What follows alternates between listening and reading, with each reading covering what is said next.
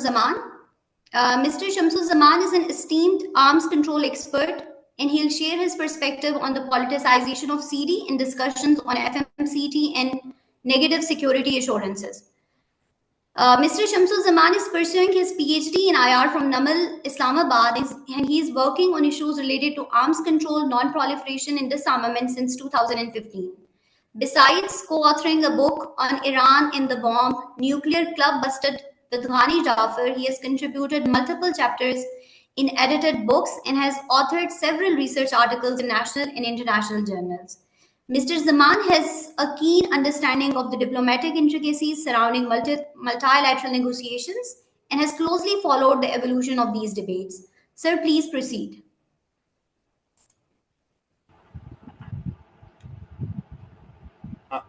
Am I audible? Yes, sir, you're audible. Okay, thank you very much. First of all, I'd like to thank CISSAJK, Madam Asma Shakir Khwaja and Taiba. Thank you so much for having me on this August forum and letting me to express my views. So I would be talking about the politicization of CD and discussion on FMCT and the negative security assurances. Now, as we know that CD has evolved over a period of time, and the last treaty, which was negotiated by CD in its current form, was CTBT in 1996. Though there were other treaties and conventions also negotiated, but that was prior to CD's current form. So the CTBT was adopted in UNJ because India, who was at that time championing the cause of the nuclear non-testing, actually refused to sign the treaty, though it was part of the negotiations. But once the time came to sign the treaty, India actually pulled out of the negotiations. So therefore, the CTBT had to be taken to the UNGA for adoption, and since then, no treaty has been negotiated in the CD. Currently, there is a political stalemate in CD.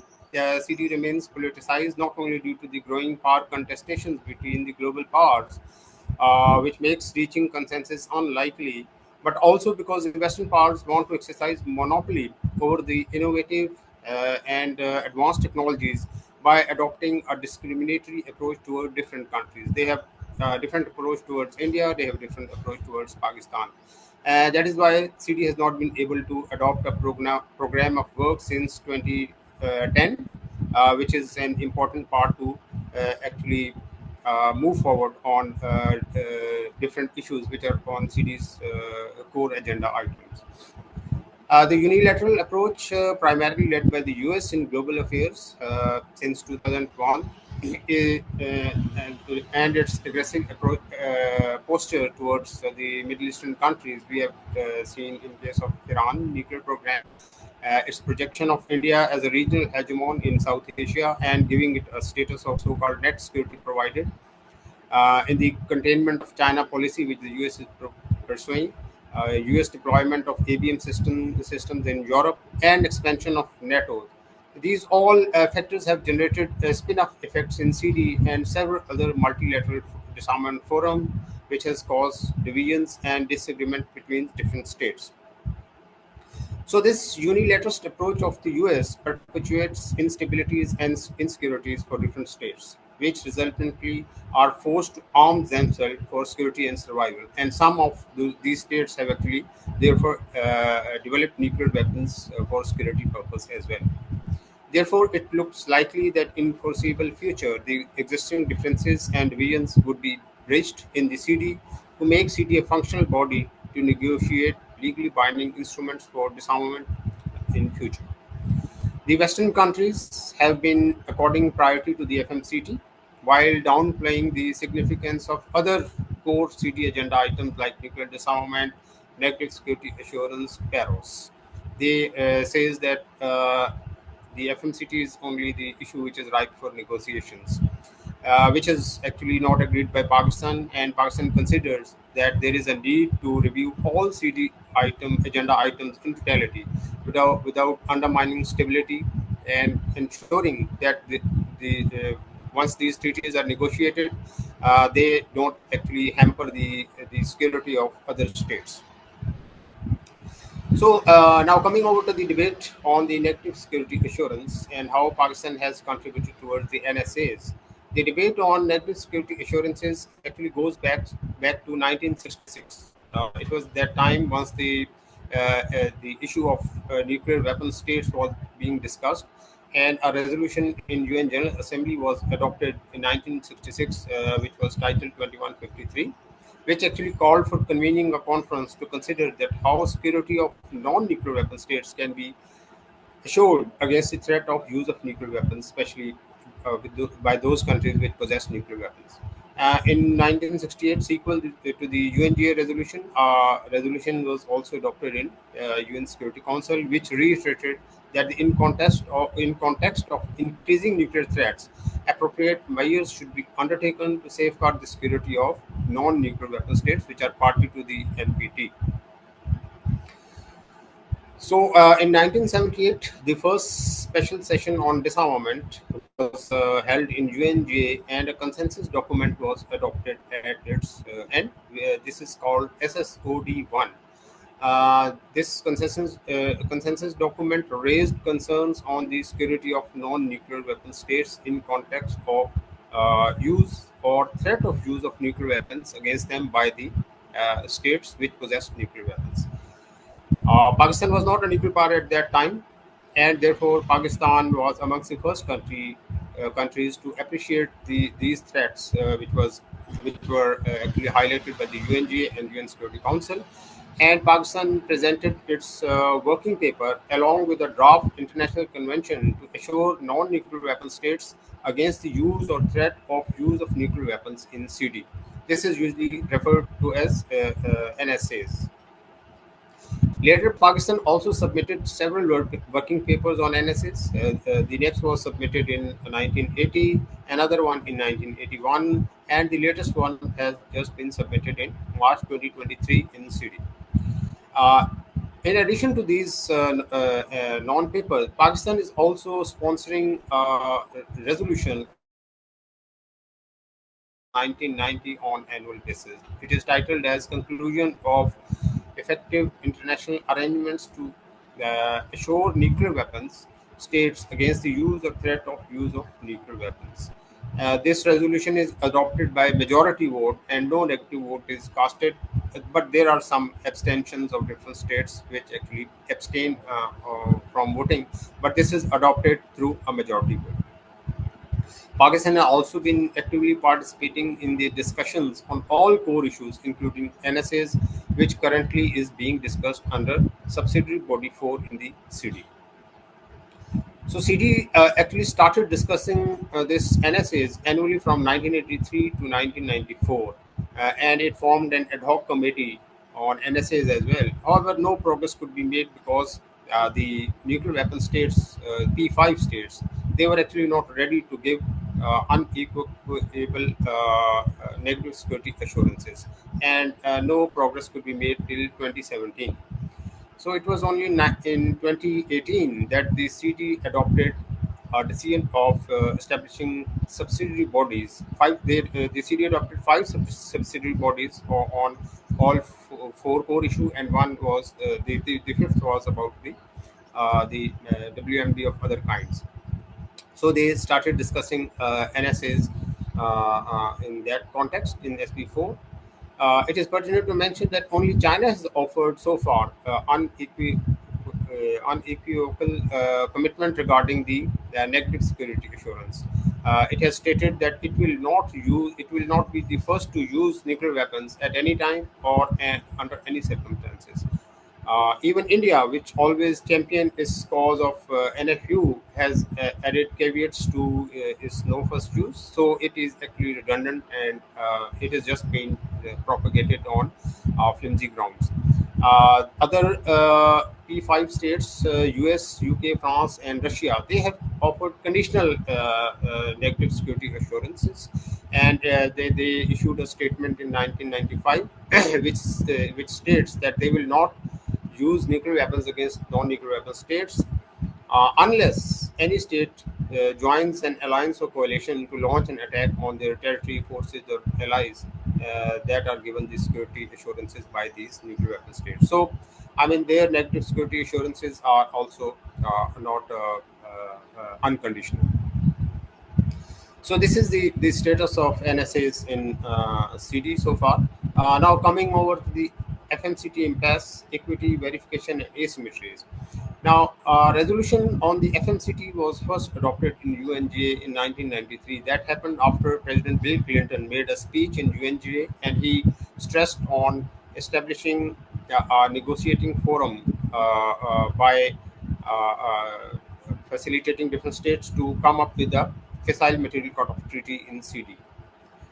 So that was the time once the Cold War has ended, and US was leading this unipolar world, and it has no established adversary. So that's why, all P5 states, they considered that they don't need to build up their fissile material stocks, and it was primarily Pakistan which was being affected by this FMCT, because India had also conducted a nuclear test in 1974, and Pakistan had not tested by that time the any nuclear device, so it didn't have any fissile material stocks publicly available till then. And that was the time Pakistan was also sanctioned by the US through Pressure Amendment, and so clearly FMCT was something which was affecting Pakistan the most, and it actually didn't affected other states.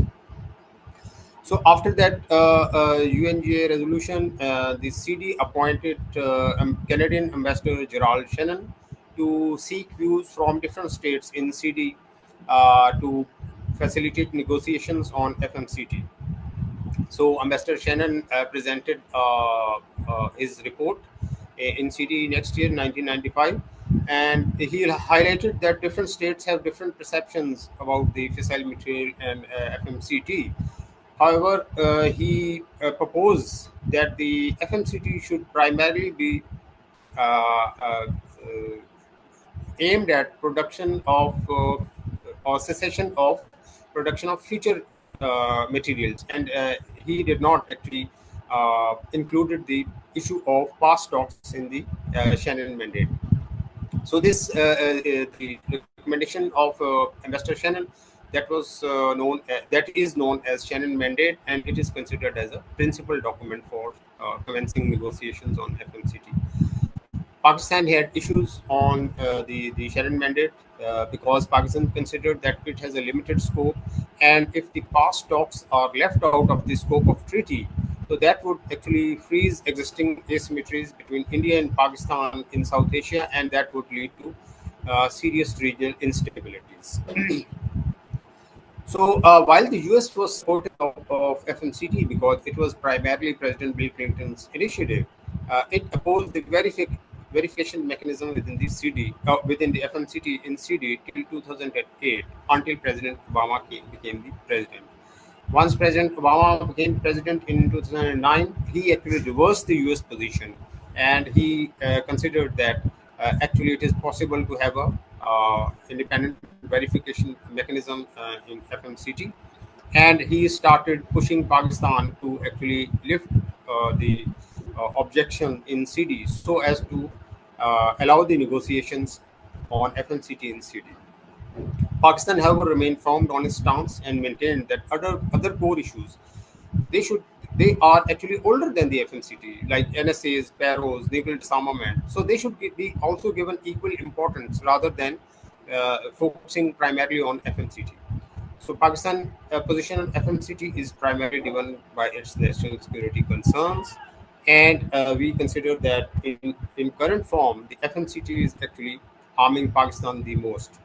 So in 2015, Pakistan actually presented a non-paper in CD, which was titled as FMT, Fissile Material Treaty, and it actually wanted that the future treaty, FMCT, it should actually provide undiminished security to all states, and it should be making genuine contributions towards the global disarmament. And any future FMCT must cover the past talks as well. It should include the issue of past stocks within its scope, and the future FMCT should not distinguish between or should not actually discriminate between nuclear weapon states and non-nuclear weapon states, like the NPT. And any future treaty FMCT should include verification mechanism by an independent international body, and the FMCT should not actually affect the right of states for peaceful uses of nuclear energy. And we also wanted that FMCT should be negotiated in CD and no other forum. So that was all about the FMCT and NSAs. Now, coming on to the current session, which Taiba just said that it took place in CD, Geneva. So during these discussions in 2025, Pakistan actually maintained its traditional stance on FMCT. We opposed the negotiation, but we said that okay, discussions can take place under the subsidiary body two, under which the FMCT is being discussed. And Pakistan highlighted that what significance is attached to the negative security assurances and how we have been playing an important and active role in supporting negotiations on the negative security assurance since last 60 years. In current session, due to President Trump's uncertain policies, the role of US, which actually was very significant in prior sessions, was observably limited because there were probably no clear policy directions, and actually the US had a limited role. On the contrary, European Union was critical of the Russian invasion of Ukraine, and they showed concern on Chinese growing nuclear arsenal. And they also stressed for that there should be transparency in nuclear weapons, and they also stressed that there is a need for negotiating an FMCT. So the focus of Western countries, including UK, France, Germany, was primarily on FMCT, and China actually highlighted that all CD agenda items are important and they are being discussed in different subsidiary bodies, so they are interlinked. And thus, according priority to just one issue would only lead to further divisions. Iran was also of the same opinion, and Iran actually stressed that there is a need to discuss the issue of establishing nuclear weapons-free zone rather than just discussing the risk reduction measures in nuclear domain and any focus on nuclear doctrines. And Iran has been a proponent of establishing nuclear weapon-free zone in Middle East since quite some time. So that's why it was actually highlighting that issue, and especially in context of Israel. Russia also highlighted that the current state of affairs, where the US is trying to establish its global hegemony, this US approach is actually affecting the security perceptions of different states, and it has amplified the divisions within the CD and has led to the impasse in CD.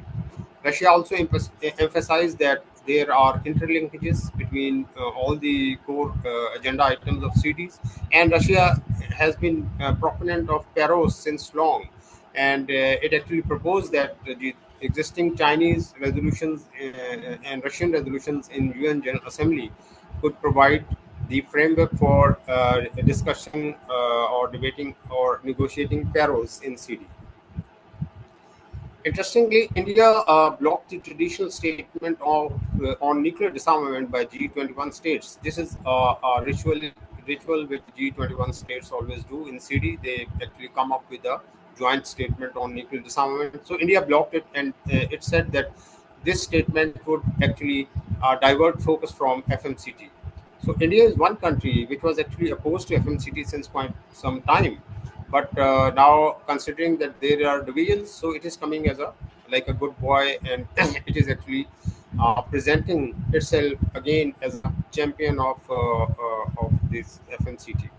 So Indian delegate maintained that their country supports the negotiation on universal, non-discriminatory, and a verifiable FMCT on the basis of Schengen mandate, and it opposed that there is no need to discuss the scope of treaty in context of the past talks. So this is something which India has been doing, and it is quite contrary to its earlier position, and that is something which they have done in during the CTBT as well. India was part of the discussions in CTBT, but once CTBT was to come into force, so India pulled out of the discussions that this is a discriminatory treaty and India would not become part of it of this. So it is likely that India would do the same thing on FMCT as well. It would continue supporting FMCT in CD, but if it comes to signing the treaty, India would pull out. It would not sign FMCT. It is just trying to malign other countries by taking a hypocritical approach.